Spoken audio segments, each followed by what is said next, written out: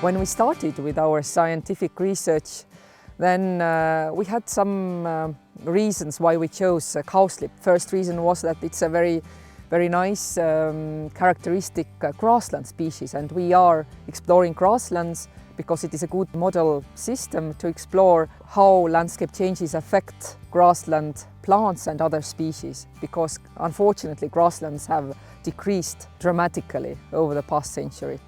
Cowslip is a plant which cannot self-fertilize, so it needs pollen from another plant individual.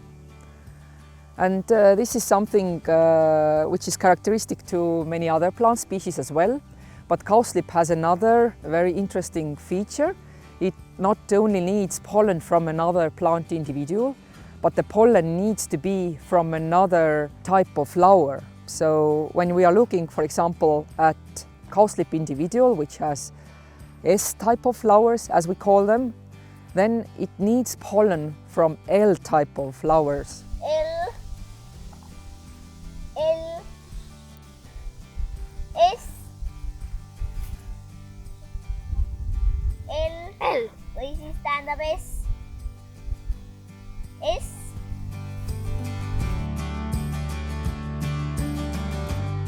Perhaps one of the most fascinating finding was the dominance of one floral morph or one type of flowers over the other, that we observed with the help of thousands of citizen scientists that there are slightly more S-type of cowslip plants in our landscapes compared to this other type, this L-type of plants. Nobody before has found that this deviation in favor of S-morphs, and it's very unexpected.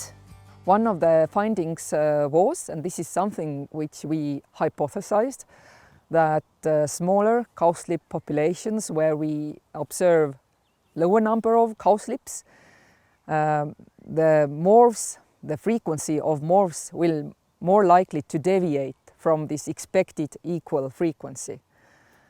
While in larger cowslip populations, when you have abundant number of cowslips, then you are more likely to observe equal frequency of morphs. So you will observe this 50% plus minus 50% of S-type of individuals and 50% of L-type of individuals.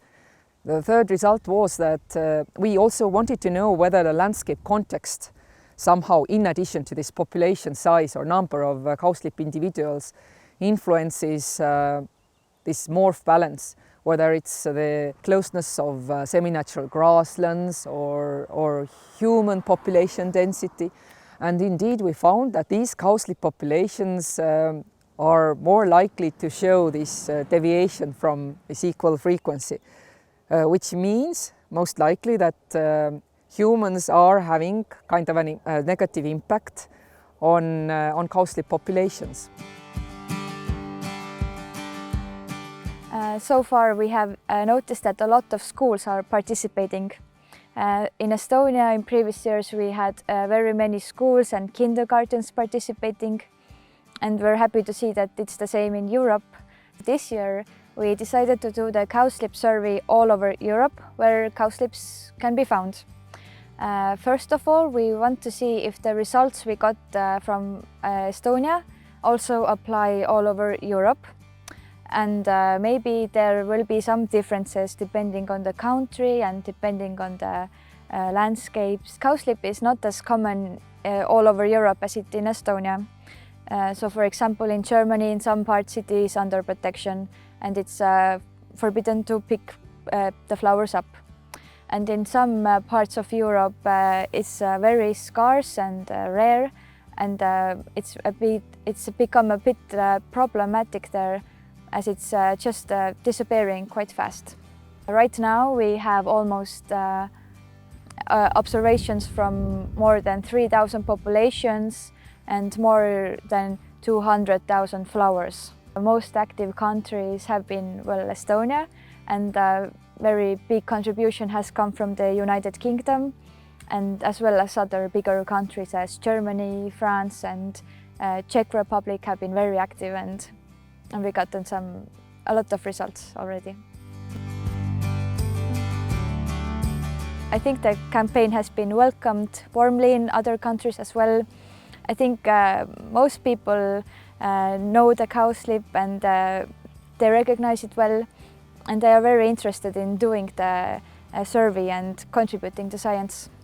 So many schools and teachers have said that they will plan to go outside with their pupils and do observation, everybody together, or give them like a home assignment to go look for cowslips. So that's a very nice thing.